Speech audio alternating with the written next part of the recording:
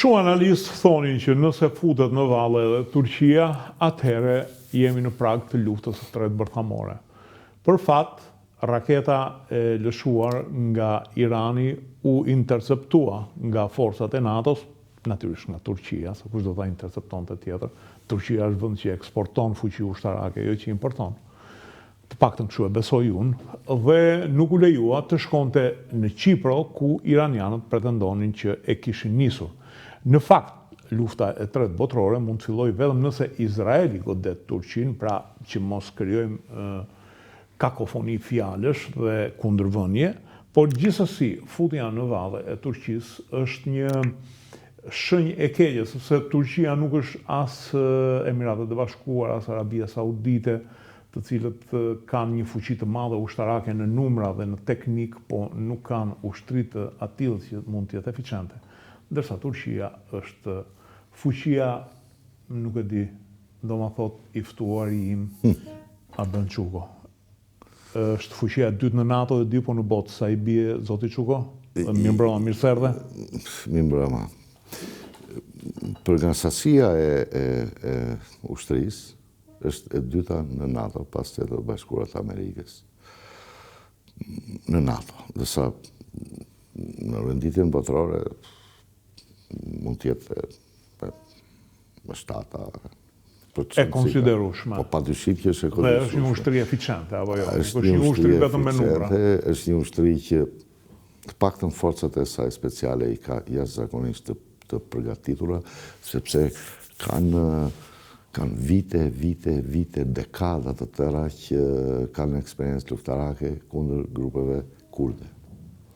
Përmenda këtë që unë nuk besoj se Turqia do futet në luftë, sepse futja e Turqisë në luftë me Iranin, në skenarin që Shtetet e Bashkuara të Amerikës do përdorin kurdët si forcë toksore, kjo është në kundërshtim të plot me interesat turke, sepse një fuqizimi kurdëve të Iranit. Kurdët e Irakut janë të fuqizuar. Pothuajse të pavarur. Ja, dhe pothuajse të pavarur, dhe kujt i vjen radha? Vjen radha kurdëve të Turqisë. Ndërkohë edhe në Sirinë mos gaboj kanë marrë një lloj autonomie. Normal që kanë marrë një lloj autonomie, dhe pikërisht për këtë forcimi... Pra, nëse shohim ardhen, veriu Iranit, veriu Irakut... Gjithë kufiri midis Turqisë, Iranit, veriu të Irakut dhe veri perëndimit të Sirisë, aty është Kurdistani. Dhe është edhe lindja e Turqisë. Lindja komplet, lindja. Lindja e Turqisë. Pra, Kurdistani është në këtë zonë këtu. Përfshin dhe Turqinë, përfshin dhe Iranin dhe Irakun. Pra, forcimi i elementit kurd në kuptimin strukturor, sepse ata janë gjitha popullsia gati 40 milion, nga cilët 17 ose 18 janë në Turqi. Forcimi strukturor i tyre, i ndihmuar me para dhe me armë nga Amerikanët dhe Izraelitët, është rrezik për hapin e dytë ndaj Turqisë. Kështu që unë nuk besoj se Turqia do të futet në konflikt me Iranin. Mendon që edhe nuk është entuziaste për një shpërbërje të Iranit? Patyshim, sepse një shpërbërje e Iranit nënkupton Kurdistanin e pavarur. Një shpërbërje e Iranit nënkupton një gamë të gjerë problemesh demografike, të imigracionit, të terrorizmit, të grupeve fetare, ajo që do ndodhë, ajo që ndodhi me Irakun. Shpërbërja e Irakut, azisimi i forcave të sigurisë dhe të mbrojtjes të Irakut nga Amerikanët, pra shkrirja tyre dhe ndjekja, çfarë solli si pasojë? Miliona të vrarë dhe Daeshi, ISIS. Dhe kaos. Dhe kaos. Kështu që Turqia është e para që rrezikohet, nga kjo që sa po diskutuam, unë nuk besoj që ata do futen në konflikt. Nuk e besoj. Qoftë edhe raketat të ishin drejtuar ndaj Incirlikut, bazës amerikane në Turqi. Ata përsëri nuk do fudeshin në luftë. Okej, atëherë, kthehemi te lufta. Jemi në ditën e 5 të luftës, në mos gaboj, të bombardimeve. Cila është situata reale? Sepse e para viktim e luftës sot e skili është e vërteta. Dhe aq më tepër jemi në mjegullën e luftës. Mjegulla e luftës, pra në kupton lufta hibride, lufta psikologjike, është pjesë e luftës së madhe që po zhvillohet. Dhe duke hequr me njanë luftën hibride, luftën psikologjike, luftën e informacionit, situata në terren është tashmë një luftë teknologjike. Forcat nuk kanë kontakte fizike me njëra tjetër, përveç se ajrit, dhe kur kjo luftë është thjesht luftë teknologjike, përparësi absolute, mendoj unë, dhe jo se mendoj, po kështu është vërteta, kanë Amerikanët dhe Izraelitët. Në ajër, si do më? Në ajër, pra, se kjo është lufta teknologjike. Ekziston, e kanë shkatruar mbrojtjen kundër ajrore të Iranit? Varet. Atës mund të di, po fakti që avionet Amerikan dhe avionet Izraelit bombardojnë Teheranin,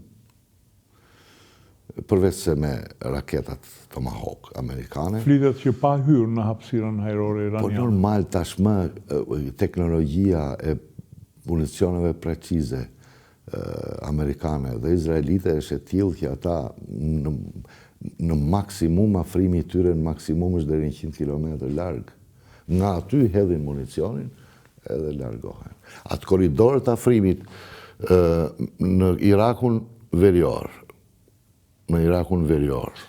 dhe futjen për në Teheran, atë korridor ata kuptohet që e kanë pastruar plotësisht, por supremacia ajrore që kanë Amerikanët dhe Izraelitët e detyron Iranin, çdo ushtri, që të shpërndaj forcat e veta.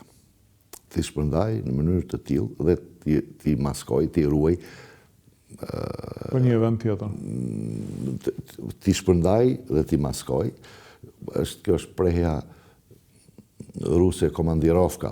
Në thelbi i saj nuk është vetëm maskimi, po është mashtrimi. Maskimi është pasojë e mashtrimit. Dhe fakti që përveç atyre avionëve F-15 unë kam ngelur shumë i habitur se si u rrëzuan, humbje të tjera nuk kemi dëgjuar. Nuk kemi dëgjuar. Përveç 6 ushtarëve amerikanë që mund të jenë brenda për bazë nga raketat. 6 ushtarë, tash lufta Vritën më shumë edhe në manovra. Lufta nuk është as shëtiti as show. Lufta është e egër dhe 6 ushtarë nuk kanë. Për shembull në Ukrainë këta do të ishin 6 ushtarë Ukraina i vritën për 7 sekonda. E qa, do kthejnë të Ukraina. Atëherë, kemi një taktik të Iranit për të lëshuar raketa. Ndërkohë Amerikanët dhe Izraelitët po kërkojnë shtretërit e lëshimit që janë rreth 200 copë të cilët Irani po përpiqet t'i fshejë. Askush nuk e di se sa janë. Askush nuk e di se sa janë. Nga burimet e hapura e kanë. Nga burimet e hapura, po askush nuk e di se sa i ka rezervat Irani. Unë mendoj që e para rezervat, e dyta edhe mbase të gjitha po këto fabrikat dhe uzinat e prodhimit të këtyre raketave, Irani ka të gjitha nën tokë. Sepse ata e kanë parashikuar fuqinë të mesme ajrore të Shtetet Bashkuara të Amerikës. Dhe këtë mendoj unë, se po t'isha në vend tyre, këtë gjë do bëja dhe unë. Këtë gjë keni bënë. Këtë gjë është e kam bërë ushtallarët. Kjo është bërë, edhe dhe me.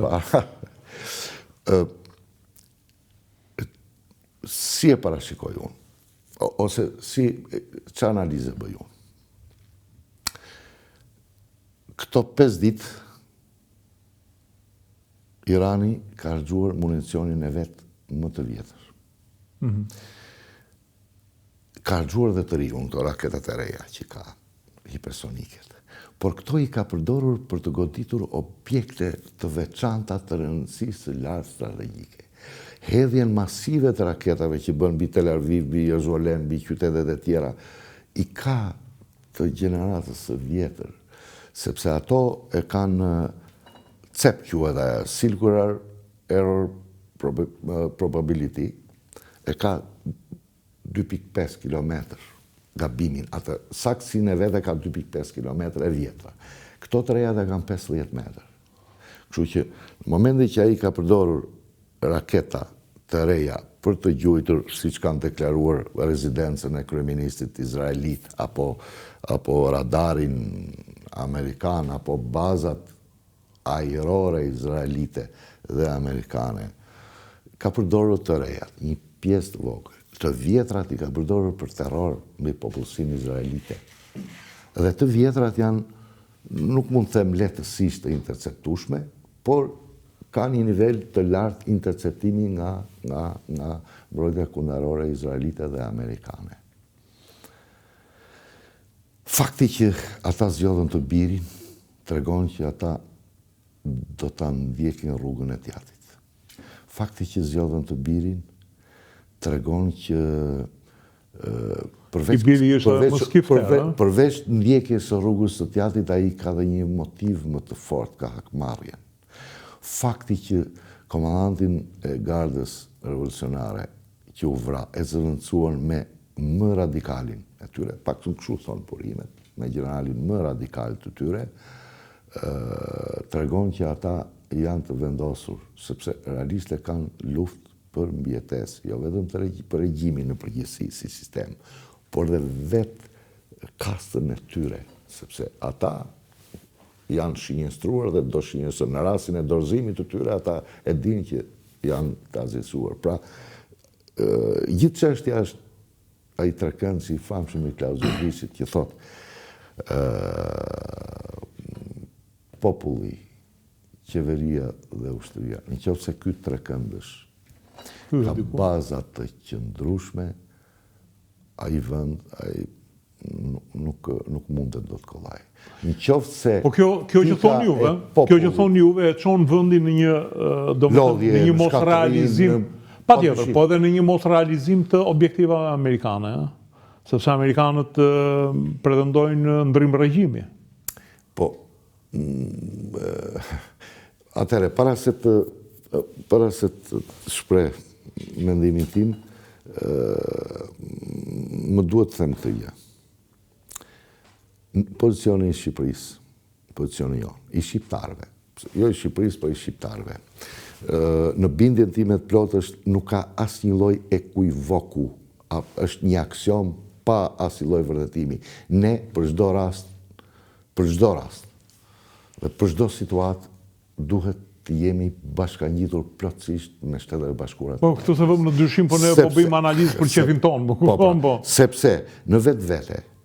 Dhe mendoj që edhe amerikanët nuk e kishin mendjen ai përkrajm as i përkrajm ne, është kjo tjetra. Ka pozicioni jonë se kur bëhet analiza fundore, shikohen këto gjëra tanë, nuk është se nuk shikohen. Dhe nisur nga kjo, duhet të them dhe këtë tjetër, që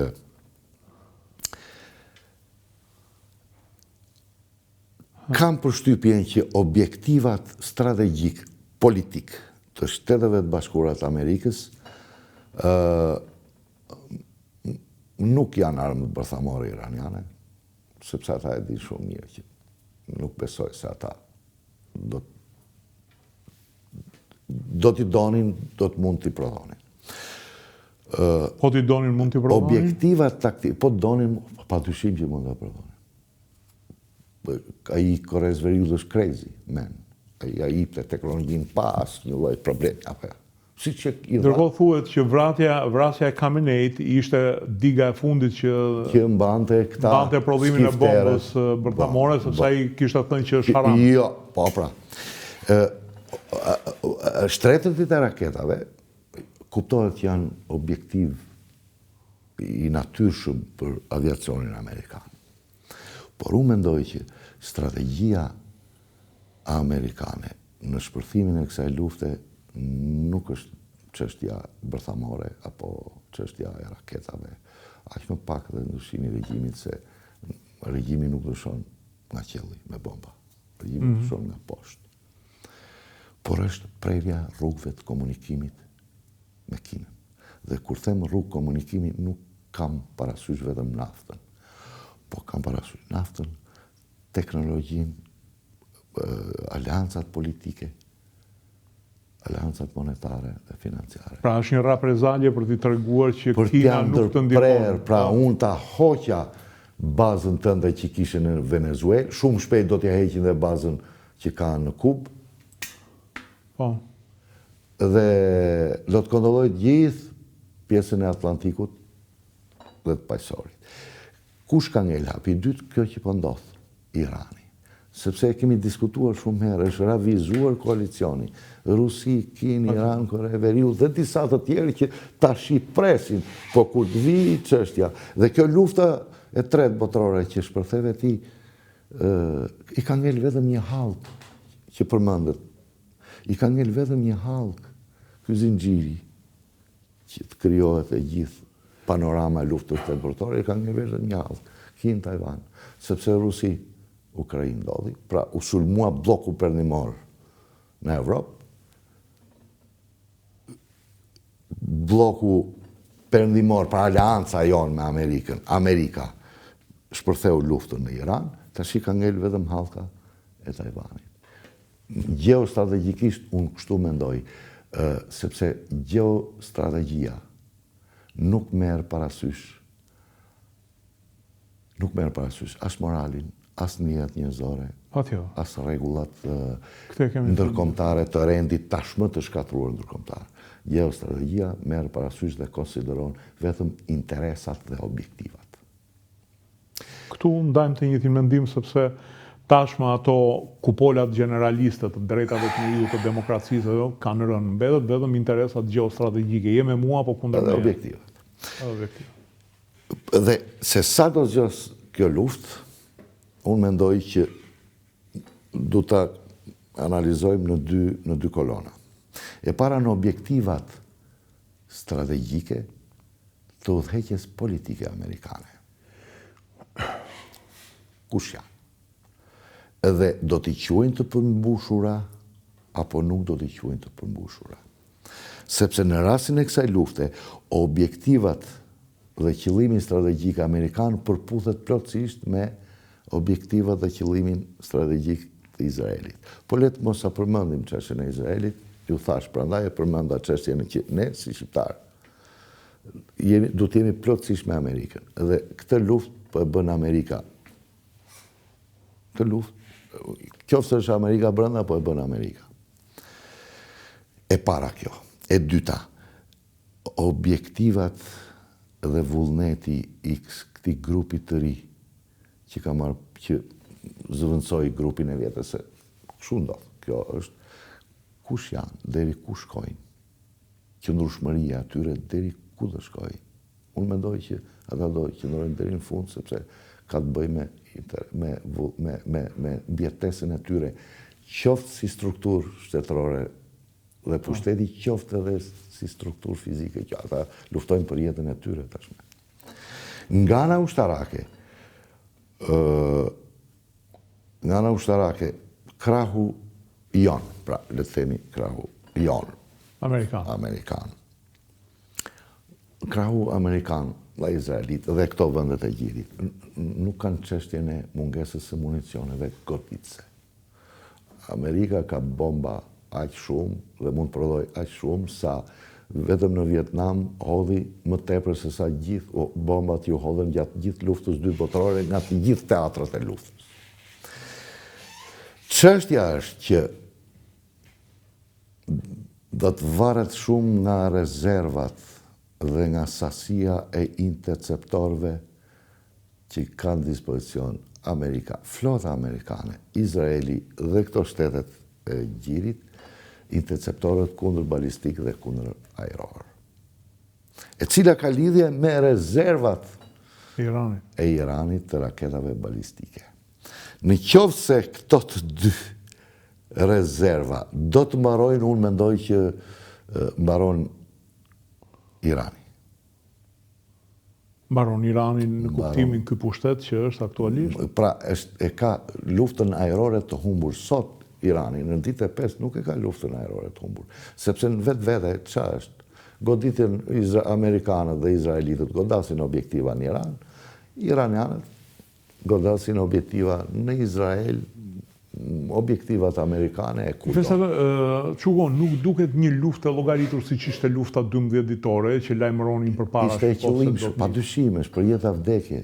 Po sot më duket sigurisht pak më ndryshe, se vrasja e Khameneit e ka shpërsuar. Po normal që e ka shpërsuar. Unë kam parë disa analistë perëndimar, disa nga cilët thonë që Khamenei ishte barriera e fundit e bombës bërthamore iraniane. Atëherë pse u bë gjitha kjo? Që ta shtyn Iranin drejt një ashpërsimi, apo ta kthejnë në epokën e butë? Kalkulimet e ekspertëve ushtarak amerikanë ne nuk e dim, sepse ata kanë dorë informacionin, kanë dorë mundësitë e Iranit, kanë dorë mundësitë e tyre dhe nuk mund t'i dim. Por dim të gjë që aviacioni amerikan dhe flota amerikane është totalisht dominante, po kur vjen çështja e ndryshimit të regjimit dhe të shkatërimit të ushtrisë iraniane dhe të forcave brendshme anti-amerikane atje, nuk mund bëhen dot me anë të ajrit. Nuk mund bëhen. Duhet, si thoshte Zhukovic, çizmja e ushtarit në tokë. Çizmja e ushtarit, dhe që të pushtohet Irani,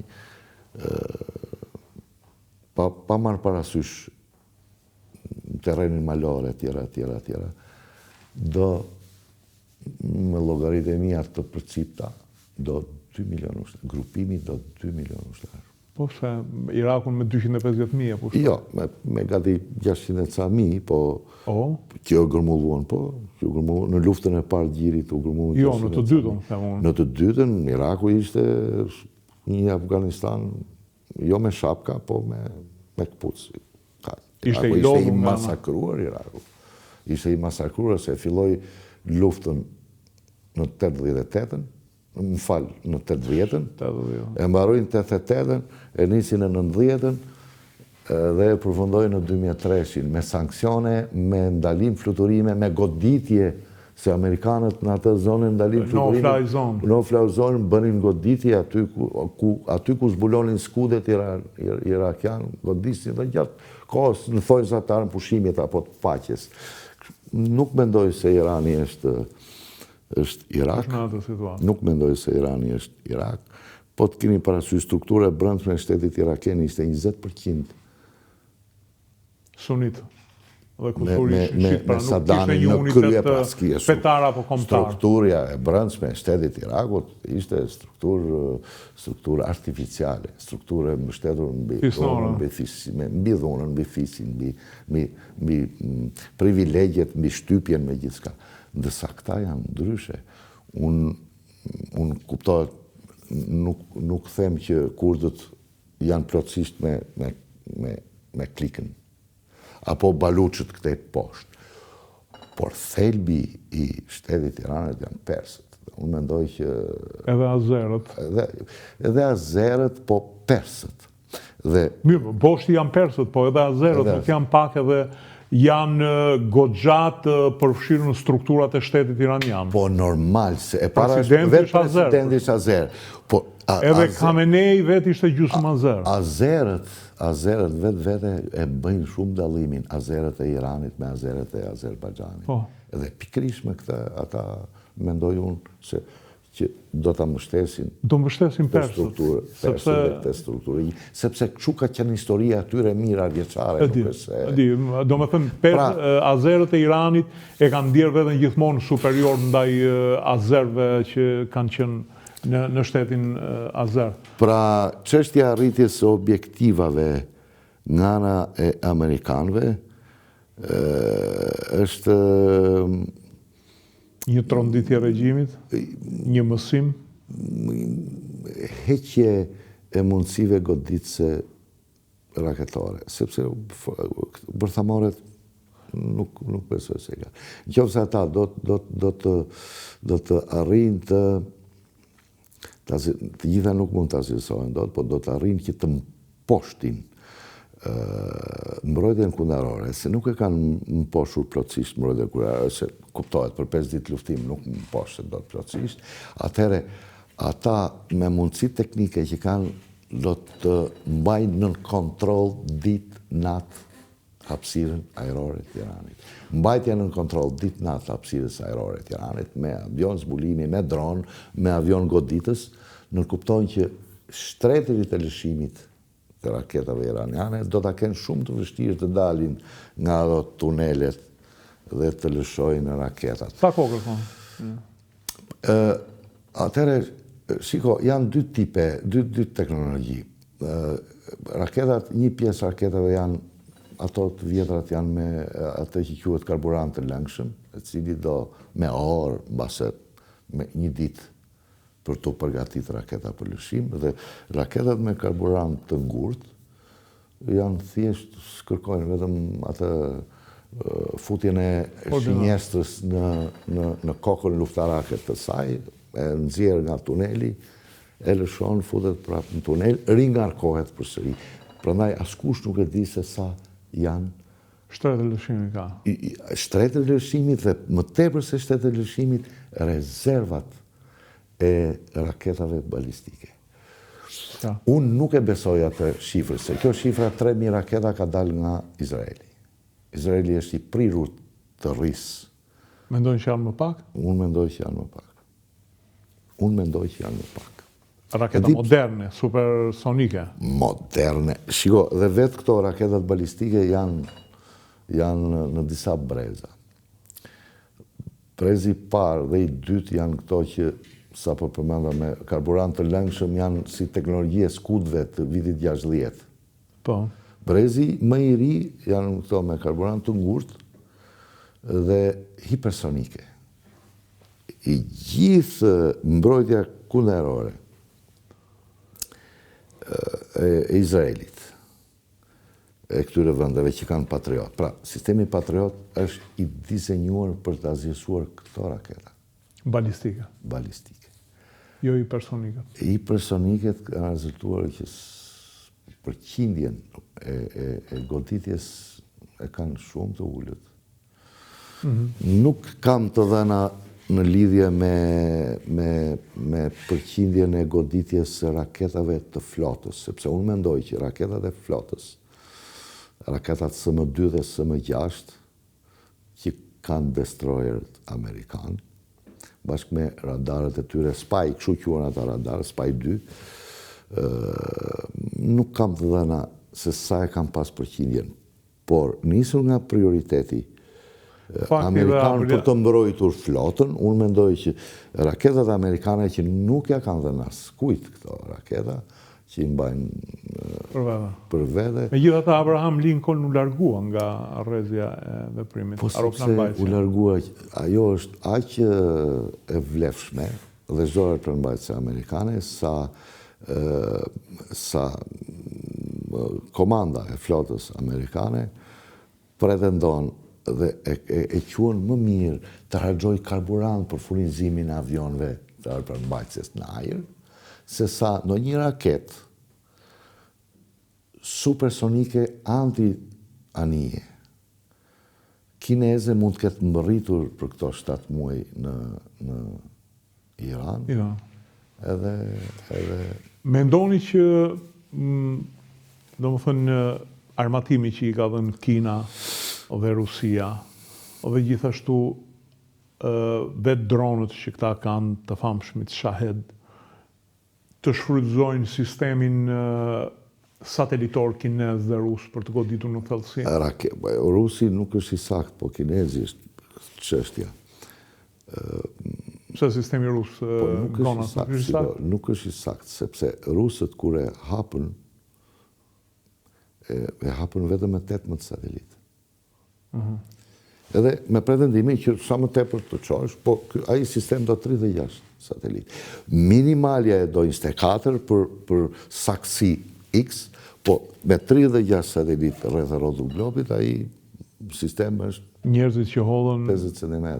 satelitin e parë nuk kanë më tepër. Po jo, është çështja e E qartë, e qartë. çështja e Po kinezët i kanë, e mbulojnë me saksi. Kinezët e kanë të tyret me saksi, sepse kinezët kanë harxuar miliarda për të kuptuar se kuptuan këtë gjë që ti je një superfuqi, do të jesh superfuqi hapësinore. Hapësinore, jo ajrore. Hapësinore.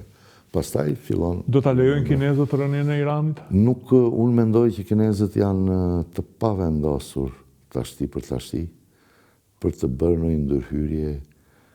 Po e përdorin vetëm si fushë studimi më tepër. Mendoj e përdorin vetëm si fushë studimi, mund t'i japin të dhëna nga sistemi tyre satelitor, mund të ketë në një specialist të mbrojtjes kundër ajrore kineze atje, mbasat e rusë, vetëm për faktin për të testuar radarët e tyre. E para dhe e dyta, për të zbuluar gjurmën elektronike që le F-22 dhe F-35 dhe B-2 në radar. Sepse ata e len një lloj gjurme elektronike. Mase me masin e zogut, mase me, mund të them tash sakt, dhe kjo gjurme elektronike merret dhe futet në kokat inteligjente të radarëve të ardhshëm dhe të aviacionit kinez, apo dhe rus, apo dhe të raketave ajër, në mënyrë tillë që të bëhet një hap afrimit deri tek kundërmasat ndaj teknologjisë amerikane. Sot për sot, amerikanët janë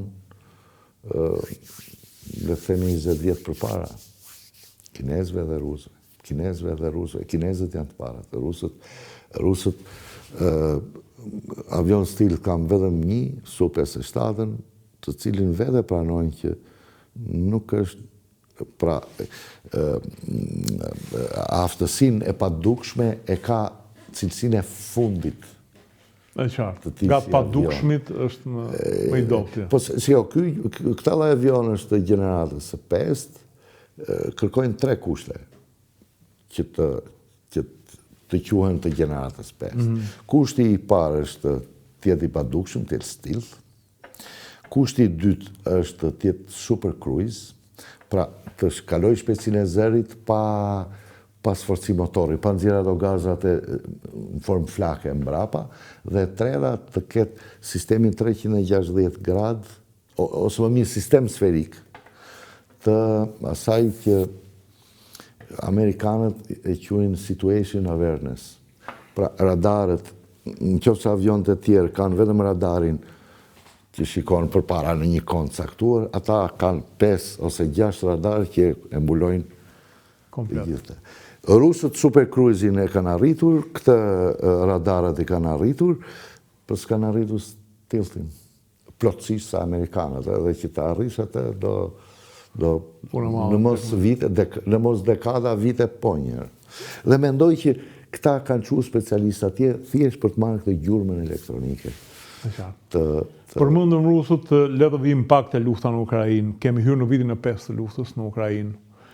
Ndërkohë, të paktën një reportazh që lexova te një gazetar italian thotë që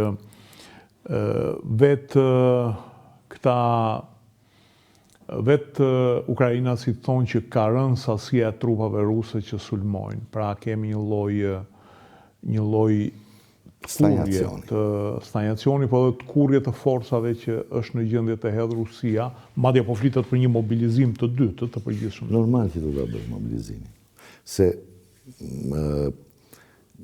nga deklaratat që dhanë ukrainasit, po që e mbështetën dhe gjithë perëndimorët, gjithë shtetet perëndimore, gjithë shtapet e përgjithshme dhe politikarët, rusët në dhjetor kishin 35.000 të vrarë, dhe ta presin këtë shifrë, se masë është pjesë e luftës psikologjike, për 25.000. Po në qoftë se 25.000 të vrarë, janë të paktën 75.000 të nxjerrë jashtë luftimit. Sepse çdo i vrarë ka 2 plagosur. Po 75.000 është një armatë.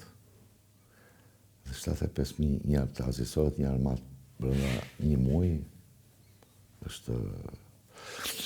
Atëherë kam natyra e shifrat e sakta. Po e përgjysmuam ne. Po mbase janë dhe të sakta, po e përgjysmuam fakti. Shiko,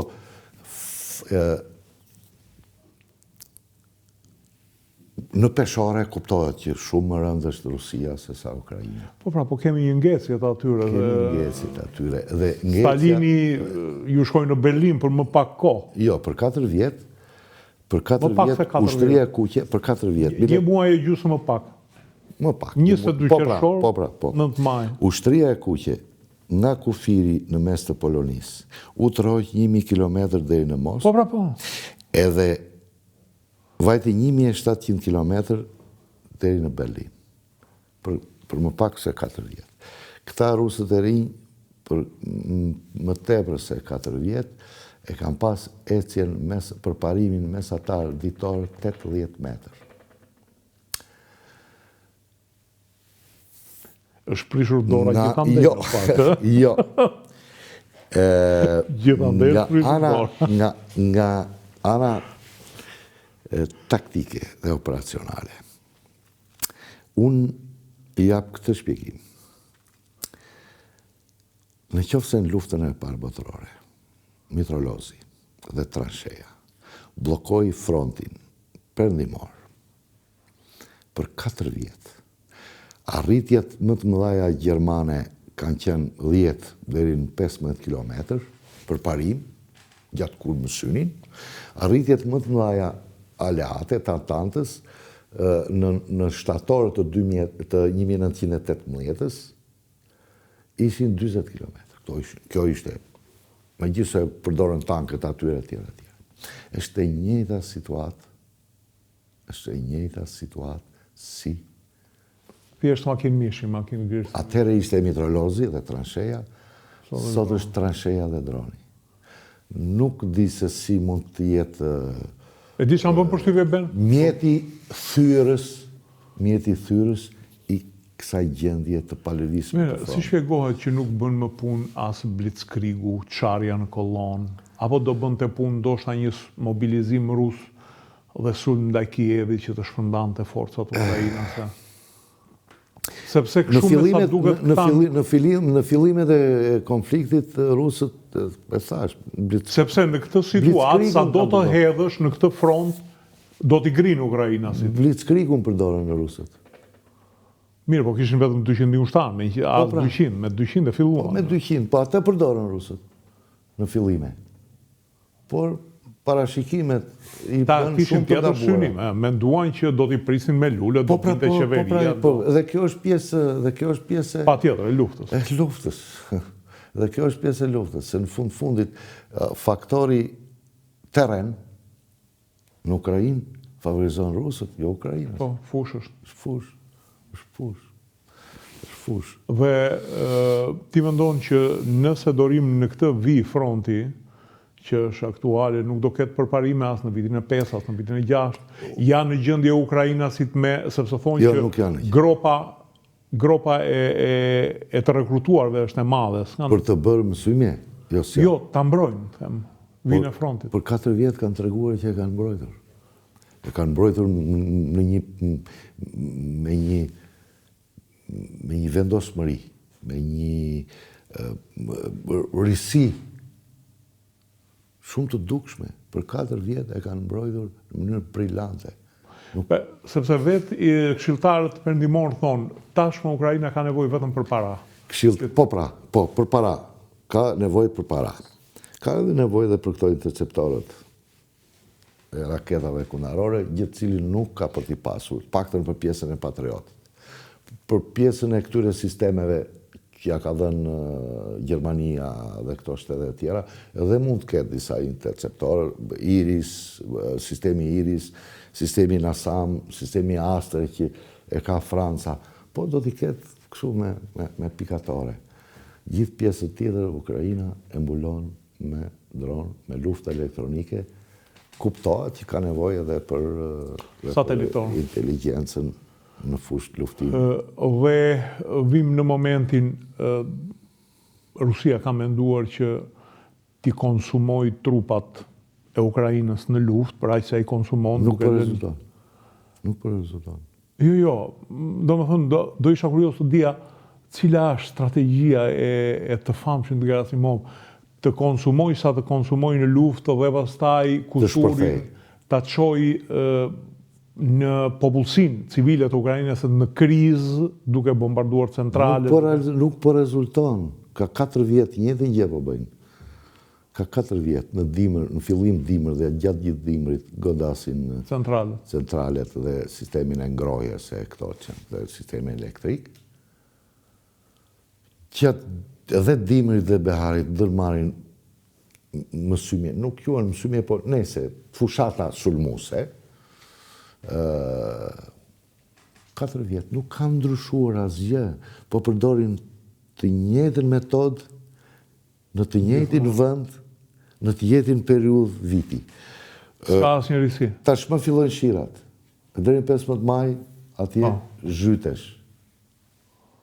Do shohim mbase po përgatisin një grupim shumë fuqishëm, po llogarit nuk janë. Po unë mendoj që në këtë zonë ata nuk ja dalin me çfarë lloj grupimi, ose kanë për të pasur humbje të jashtëzakonshme, si në betejën e Somës. I kanë pasur humbjet ata, 10 janar kanë qenë humbje të tmerrshme për rusët. Edhe shumë interesante. Ukraina, nga këto analizat që kanë bërë unë, del që Ukraina ka më pak të vrarë dhe më shumë të plagosur. 1 vrarë me 3 plagosur.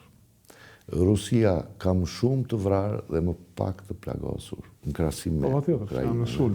Janë në sulm. Edhe ndryshimet e metodave të përdorimit luftarak të këmbësorisë, të tankeve, të këtyre, nuk kanë sjellë asnjë lloj ndryshimi. Nga sulme në kolona me grupimet fuqishme tankiste e kanë kthyer në vitin e 2 të luftës e kthyen në grupime të vogla tankiste dhe këmbësore, në vitin e fundit të luftës e kthyen me grupe me motor për të deportuar. Kjo tregon që fronti në konceptin ton klasik nuk është ai që mendojmë ne, që është një transhe këtu dhe përballë ka sulmusët të cilët e kanë ngritur i transhe dhe presin për qëndrimi, bombardojnë me artilleri. Fronti është një fash e gjerë rreth në varësi të vendit, të rrugëve të komunikimit, të objekteve të banimit që ka, fshatrave, që shkon nga 10 deri në 40 kilometrë gjerë. Dhe kjo këtu është domeni i dronëve. Pra përqendrimet e trupave ruse nuk mund të bëhen afër frontit ku janë fortifikimet, por bëhen larg, jashtë rrezës së këtyre dronëve të vegjël, dhe pastaj përpiqen të tepërtojnë këtë zonën e vdekur, le të themi. E qartë. Po kjo nuk mund... Sa mendon ti që Rusia duhet të mobilizojë për të thyer Ukrainën, dhe a mendon që vetmja rrugë është goditja në disa krah për të shfrytzuar mangësinë në trupat të Ukrainës, do më thonë të godasin në drejtim të Harkivit, Anglezët kanë nxjerrë një mendimtar, strateg mendimtar, që mua më pëlqen shumë kur e lexoj, e kam rilexuar disa herë, Little Harty. Ai ka qenë oficer deri në gradën kapitan. Basil Little Hart. Po, Basil. Historiani më i mirë që kanë ata ushtarak. Mendimtar. Pastaj kam lexuar historikun e luftës së parë dhe dytë botërore të tija. Ai ngulmon fort shumë tek metoda e tërthartë.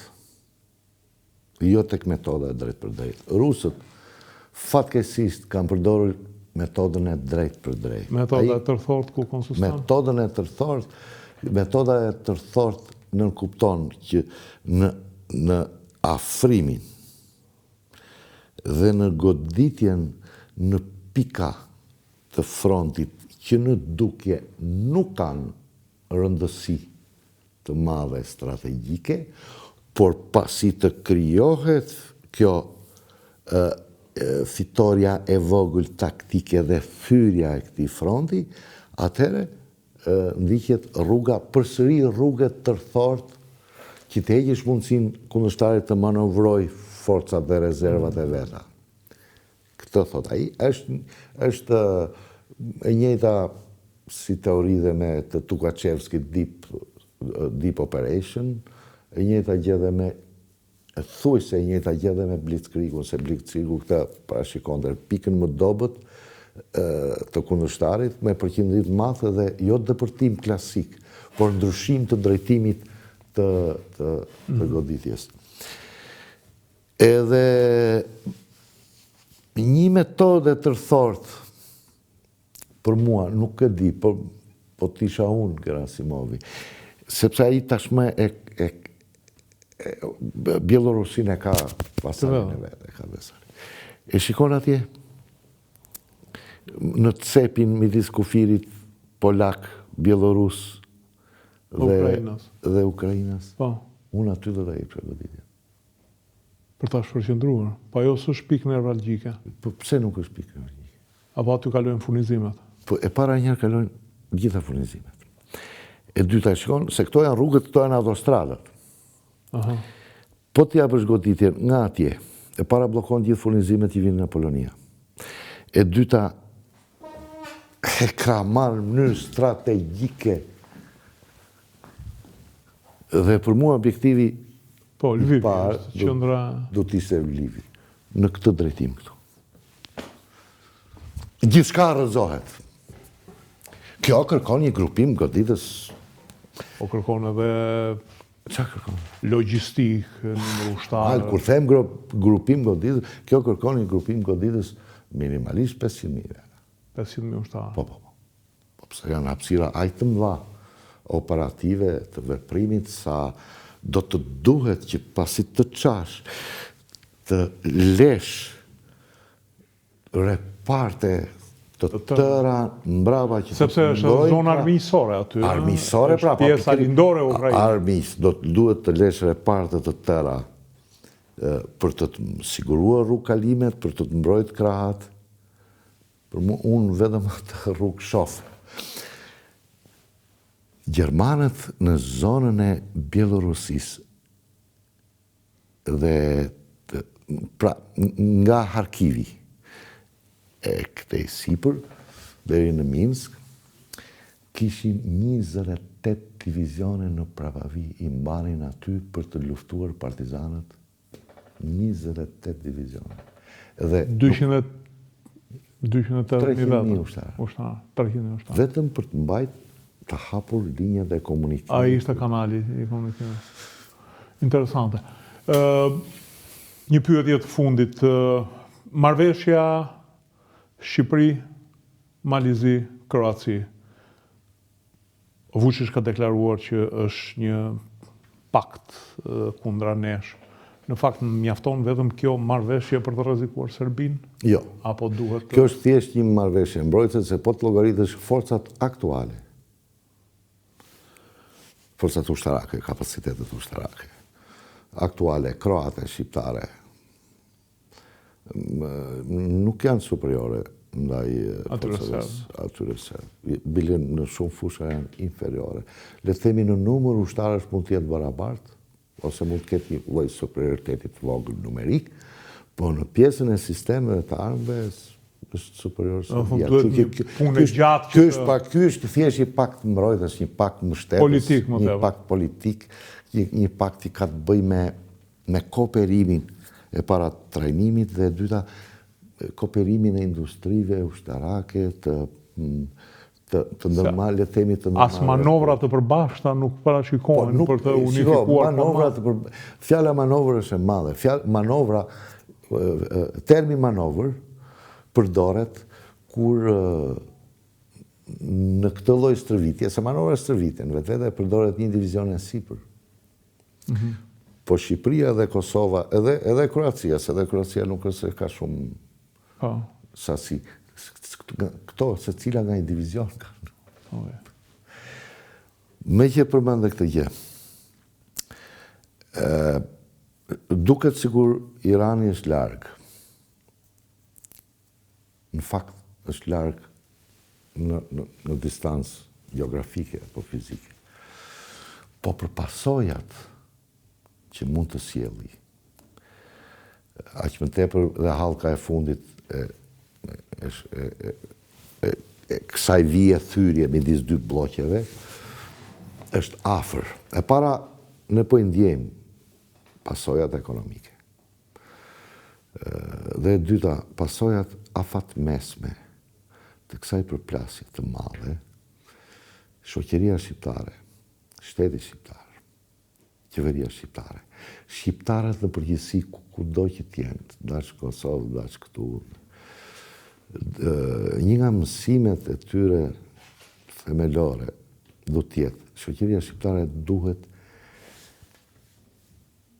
të bindet ta ketë të qartë që situata do të shkoj në përkeqësim, jo në përmirësim. Situata botërore. Është fillimi i përplasjes së madhe midis bllokeve.